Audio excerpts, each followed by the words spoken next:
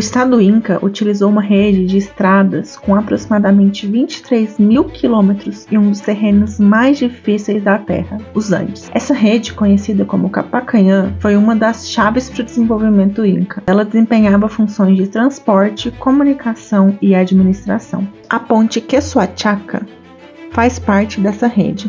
Atualmente ela ainda é utilizada e é renovada anualmente por meio de uso de técnicas construtivas com mais de 600 anos de antiguidade.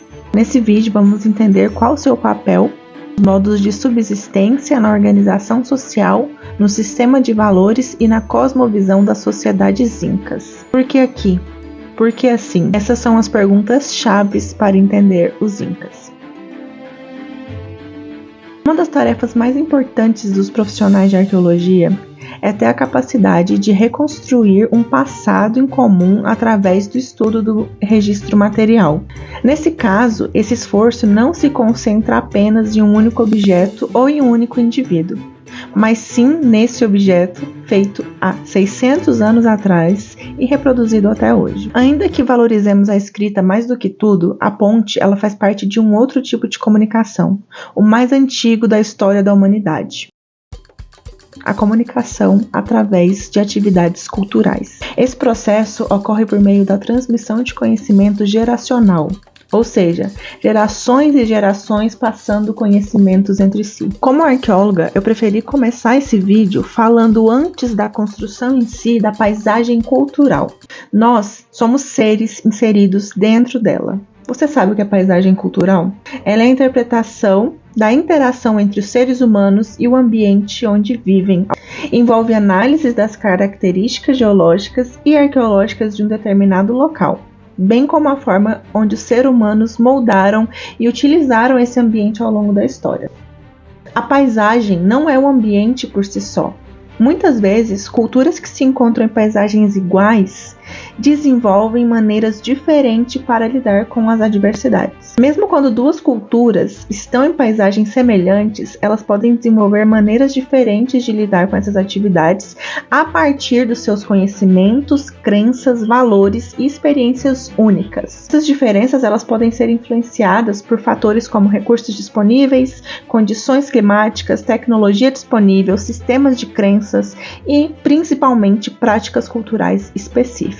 As culturas elas têm a habilidade de estratégias adaptativas diferentes, o que pode resultar em respostas distintas para a mesma função. Por exemplo, uma cultura que vive em uma área com recursos limitados pode desenvolver técnicas avançadas de conservação e uso sustentável dos recursos, enquanto outra cultura na mesma paisagem pode adotar estratégias de migração sazonal para áreas com maior disponibilidade de recursos.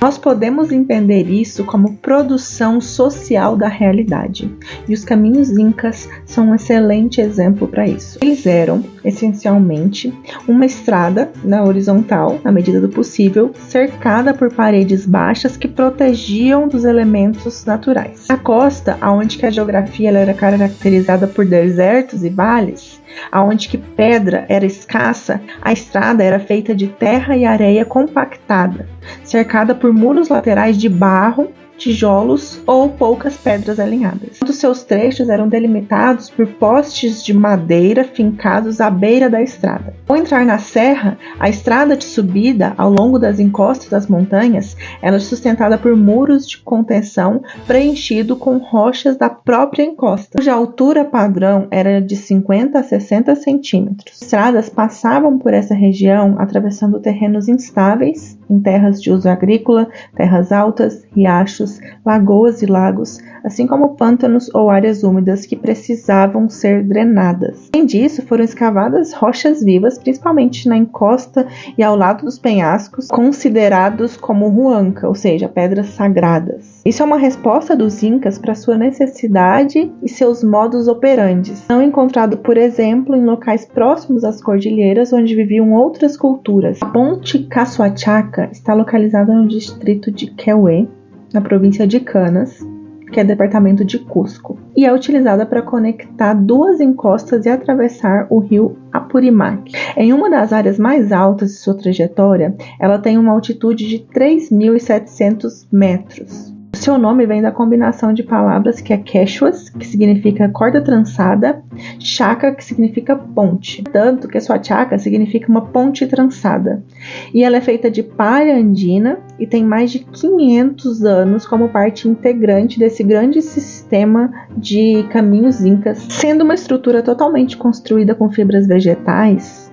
E essa condição, somada a outros fatores, como clima, chuva, sol, faz com que ela se deteriore rapidamente. Então, anualmente, essa ponte ela é renovada.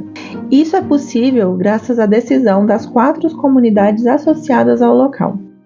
A sua reprodução periódica ela ocorre ao longo de 4 dias, especificamente durante a segunda semana de junho, que provavelmente está associada ao Festival do Sol, que ocorre na terceira semana de junho. As 4 comunidades elas se reúnem nessa data e exercem a prática do minca, ou trabalho comunitário, um trabalho que beneficia todos os membros da comunidade. Dessa forma, as tarefas e rituais associados são o seguinte: tudo se inicia com um trabalho prévio. Dias antes, os homens, as mulheres e as crianças, eles empilham palhas para secar e depois cortar e remover as partes menores. Em seguida, essas palhas elas são trituradas com ferramenta de pedras e embebidas em água para aumentar a flexibilidade e facilitar o manuseio. Cada comunidade cumpre uma cota específica. No primeiro dia, que dá na quinta-feira, é feito um pagamento à terra. O material trabalhado é reunido e se começa a formação das partes estruturais da ponte. No terceiro dia, que vai ser no sábado, os 2 chacaruak, ou a gente pode entender também como engenheiros, eles começam a tecer guardas a partir de cada extremidade.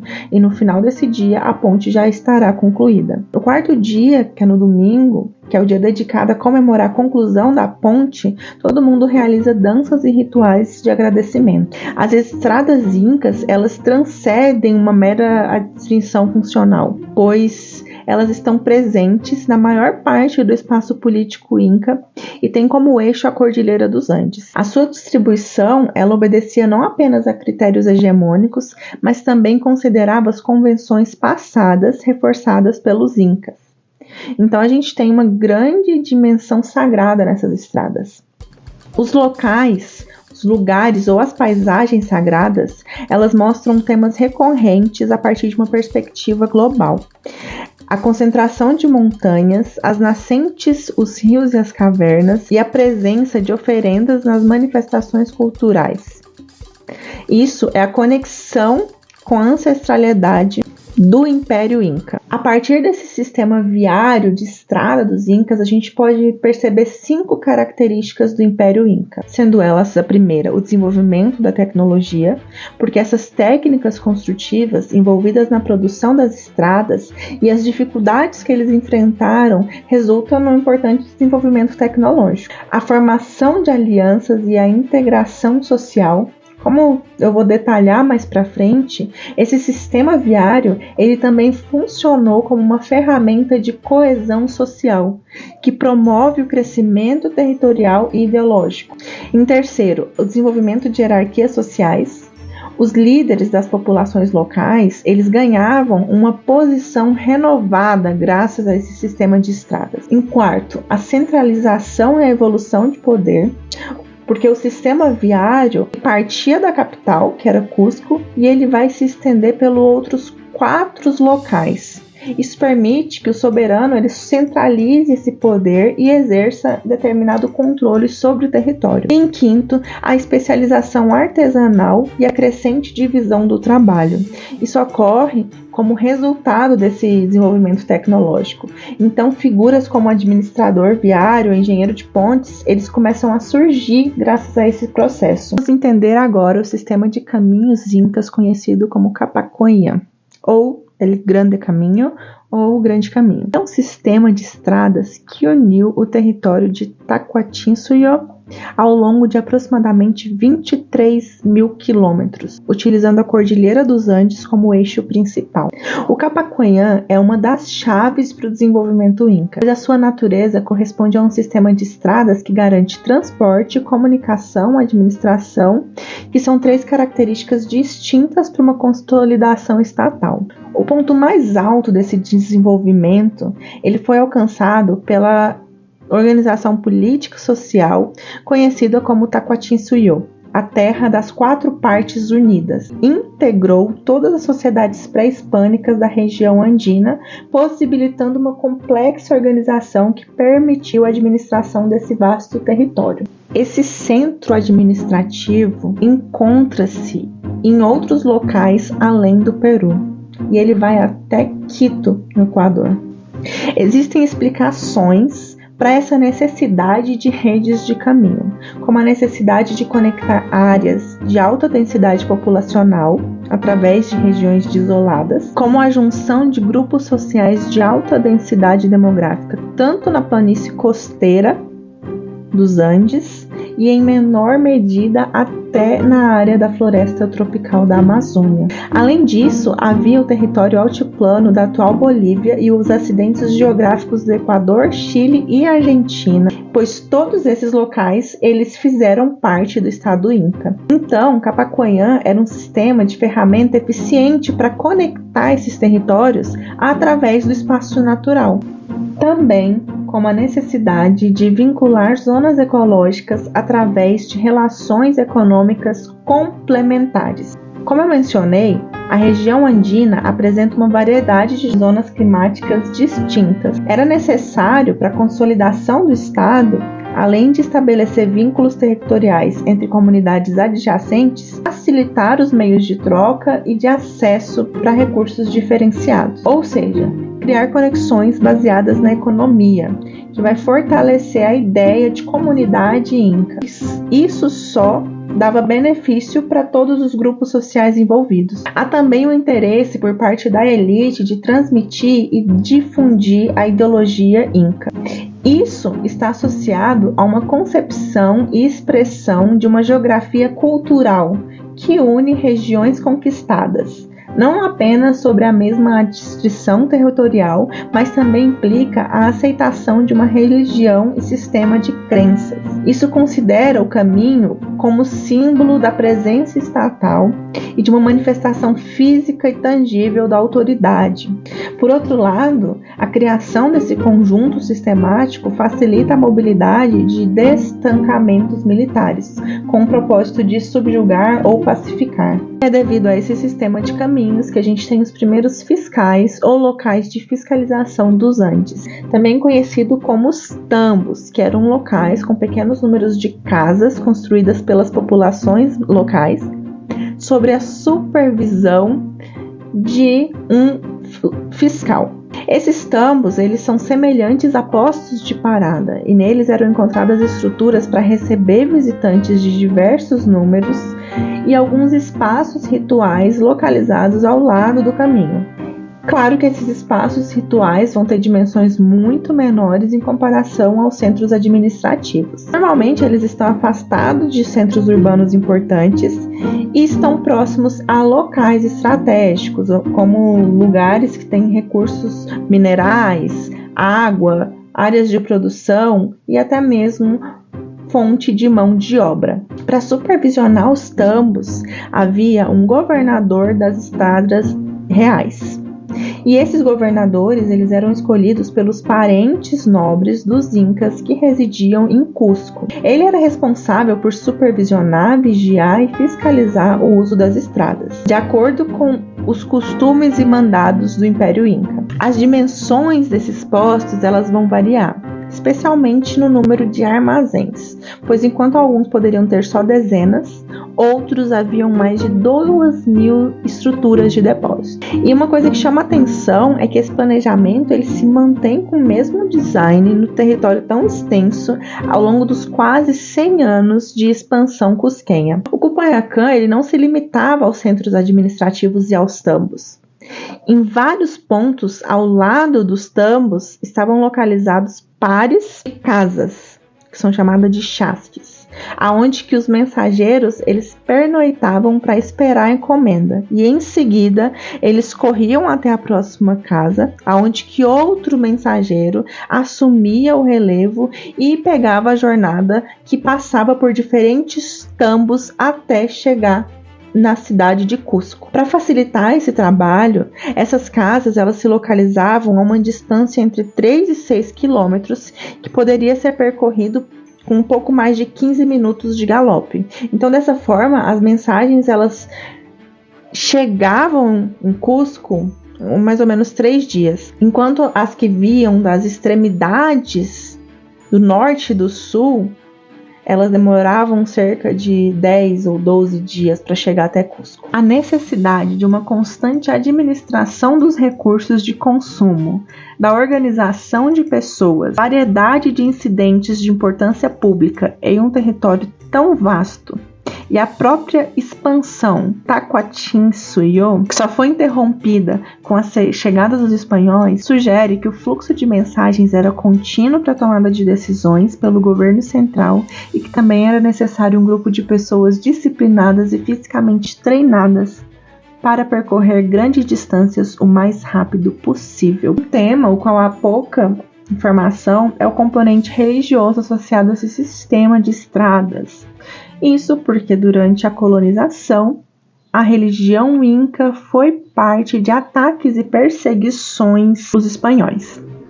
As informações que a gente tem sobre as crenças pré-hispânicas, elas são incompletas e, em certa medida, questionáveis, porque a gente tem um viés cristão muito grande por parte dos cronistas. Os próprios conceitos de religião e ritual, que geralmente são aplicados ao mundo andino, só correspondem parcialmente aos conceitos originais.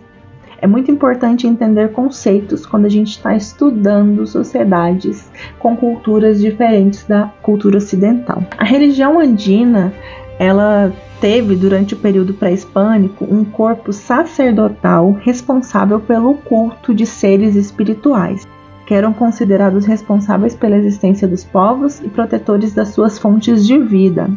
Esses seres eles eram identificados em locais geográficos como montanhas, picos nevados, lagunas ou huancas.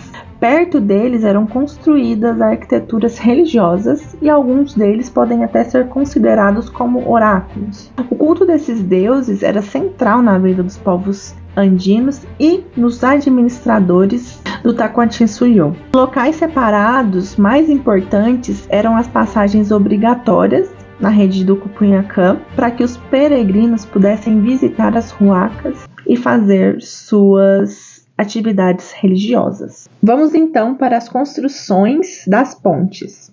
Você precisa saber que muitos desses registros escritos são de cronistas espanhóis, junto aos vestígios arqueológicos. Então, muita coisa nova ainda pode aparecer. A gente tem ali, nesse sistema de caminhos, pontes suspensas com superestruturas de fibra ou tabuleiro suspenso. Essas estruturas elas eram baseadas em técnicas avançadas de tecelagem e entrelaçamento de fibras e vegetais, o que representou um avanço significativo na engenharia. Essas técnicas e seus resultados eles foram impressionantes tanto para os colonizadores quanto para os nativos. Alguns povos indígenas, eles se entregavam voluntariamente ao Império Inca depois de observar a majestosidade da ponte. Isso pode ser um pouco exagerado, visto que isso é um relato espanhol, só que nos registros históricos eles descrevem pontes de até 45 metros. Como eu mencionei antes, essas pontes parecem ter sido bastante comuns ao longo dos caminhos. No entanto, vários fatores contribuem para eventual desaparecimento generalizado dessas construções. A arqueologia da paisagem, que a gente comentou anteriormente, ela nos permite adotar essa abordagem que transcende o espaço físico. A gente conseguiu ver rituais associados, produções culturais e essa produção da realidade. Isso também é um reflexo de uma necessidade de associação de conhecimentos que se traduzem e transformam o espaço. O caso específico da ponte, supondo que tenha surgido com a cultura inca e levando em consideração a ausência de registros anteriores, atravessou 3 grupos sociais distintos entre si: os incas, os espanhóis e hoje. Isso fez com que esse objeto fosse funcionalmente inserido em um contexto diferente de acordo com a sociedade que usaria, envolvendo diferentes motivações, atores e capacidade de ação.